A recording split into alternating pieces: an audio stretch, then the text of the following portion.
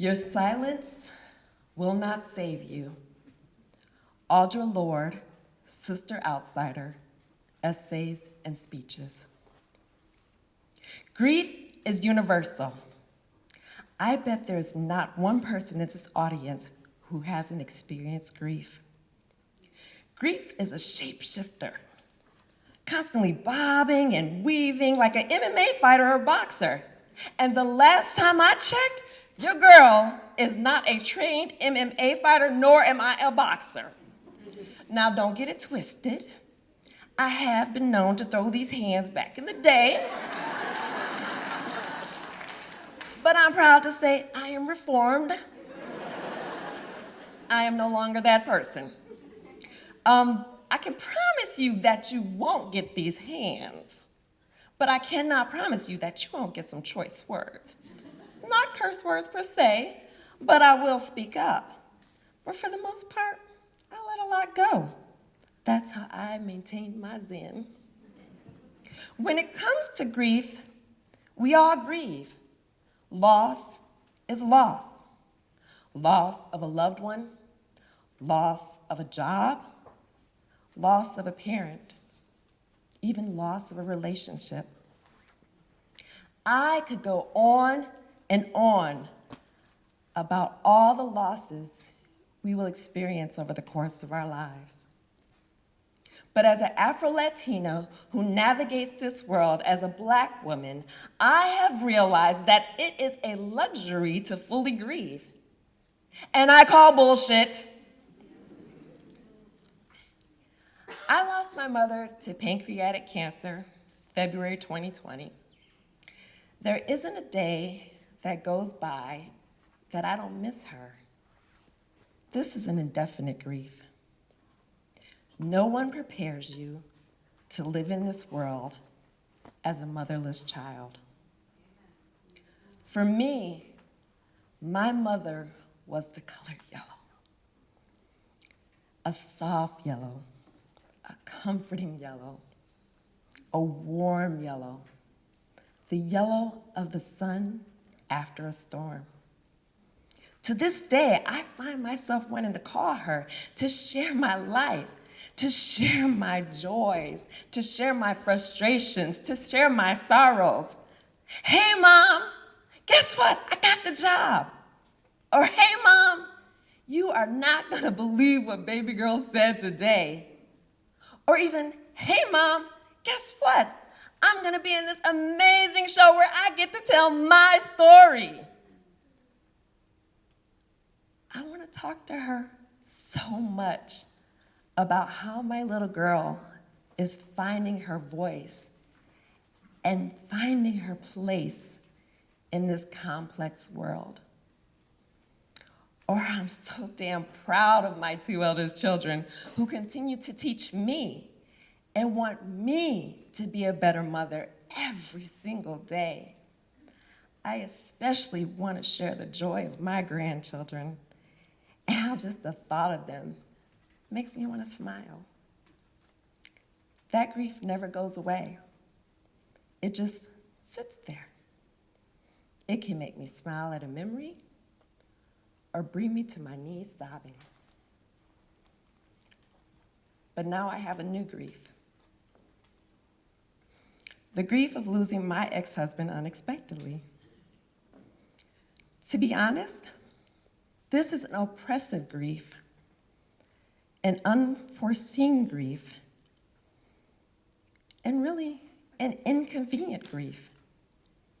And this is where I call bullshit. This grief feels like midnight, an opaque purple, the color, the stain of crimson, intense, no sun, no moon, blackness.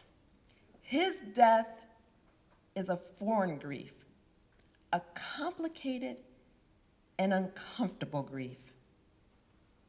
I had known that man since I was 17 years old. Even though we hadn't been married for 13 years, we were married for almost 20. So yeah, my world was rocked. We had unfinished business. We still had plans. Our children, though they were adults, still needed us. We were co-parenting our grandchildren. Damn it! And I'll never forget my son saying to me, Mom, we lost 25% of our family. Now there's only 3 of us. And that's a void that can't be filled. I had to take a step back and really evaluate this grief, this weight of infinite tears. I couldn't fix it. I couldn't fill the void. I couldn't be 50%. I was 25% of a whole. And yet, in my feeble but honorable attempt to be 50%, my own percentage was dwindling rapidly. Dwindling with each thought, each phone call, each text, each moment of shame, each argument, each memory. I needed help. SOS, yeah, me. I need help. Me. My mental and physical health were almost at 0%. If I didn't get the intervention and guidance I needed to show up for myself, my children, my husband, my grandchildren, and those whom I love, I can honestly say I wouldn't have made it. But while this sounds relatable to others, it felt damn near impossible for me. I could not financially or mentally afford this grief. I was given 3 days leave for the passing of my ex. While that sounds generous, it takes about 5 days to just wake up. But I took those days in like oxygen just to live. No time to grieve, and I call bullshit.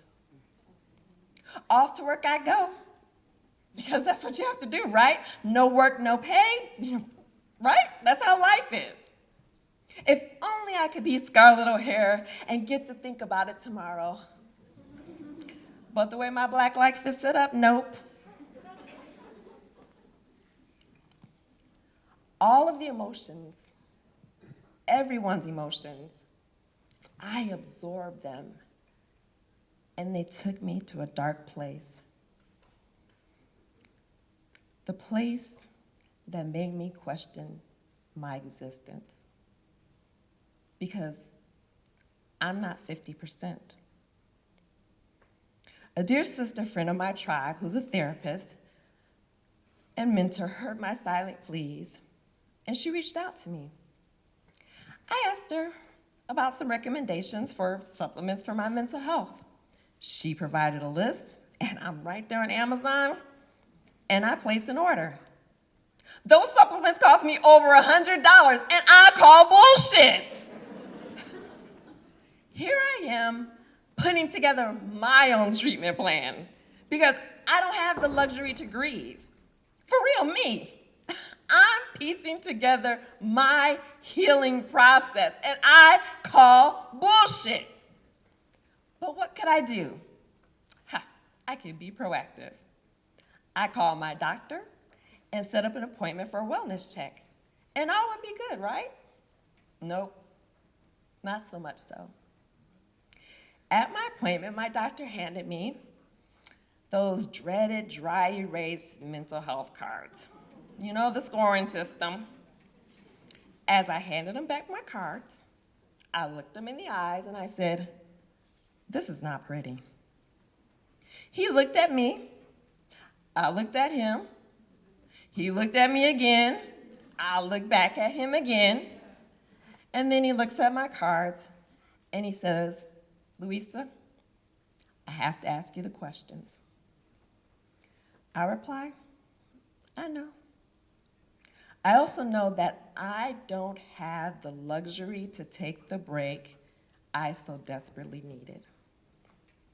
I list all the factors that keep that dark place at bay. I have a young daughter. I don't abuse drugs or alcohol. And no, I don't have access to firearms. Yes, that's the list, and those are the questions I had to answer.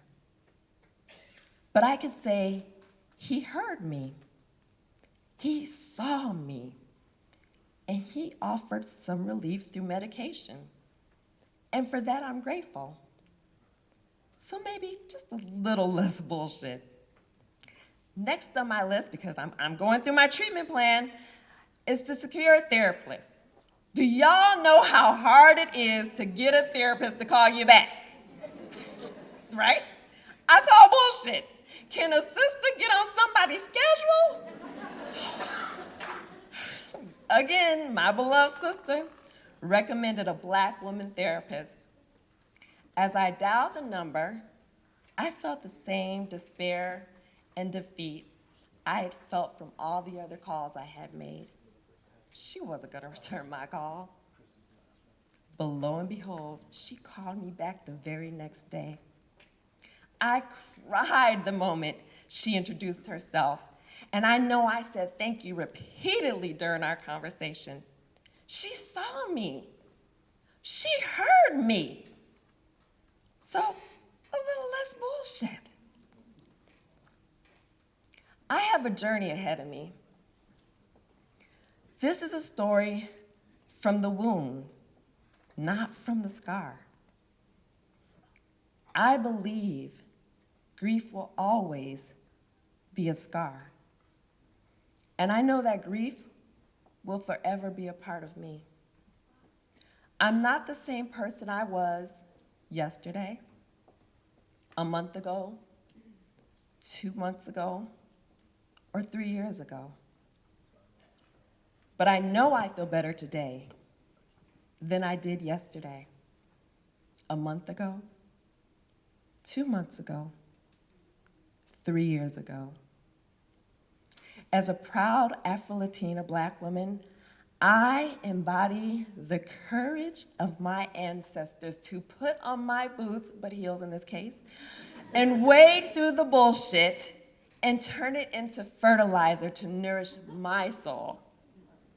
I can be 100% for myself, 25 fabulously flawed percent for my 2 eldest children, 33% for my husband and my daughter, and I can be whatever percentage I need to be for my tribe.